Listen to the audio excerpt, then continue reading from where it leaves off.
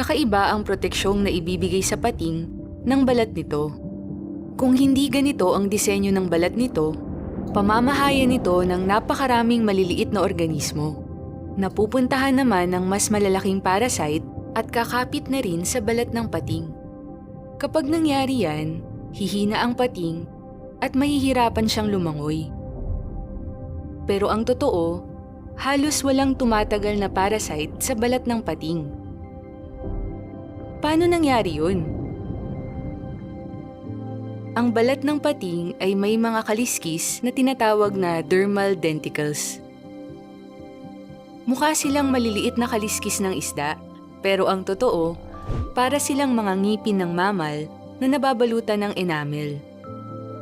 Dahil napakakinis nito at may maliliit din itong uka, hindi makakakapit ang maliliit na organismo sa balat ng pating.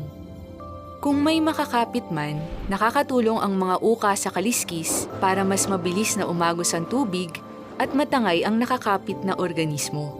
Kaya sa disenyong ito, napoprotektahan sa dalawang paraan ang pating mula sa mga parasite. Pero hindi lang yan. Dahil sa kakaibang hugis ng mga denticle, nagkakaroon ng suction sa buong katawan ng pating.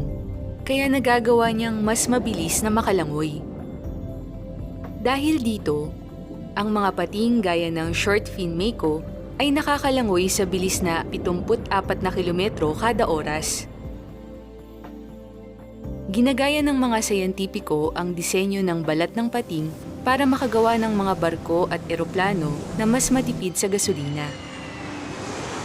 Magagamit din ang teknolohiyang ito sa mga ospital para maiwasan ang pagkalat ng mga mikrobyo nang hindi gumagamit ng nakakalasong mga disinfectant. Ano sa palagay mo? Ang balat ba ng pating ay resulta ng ebolusyon? O may nagdisenyo nito?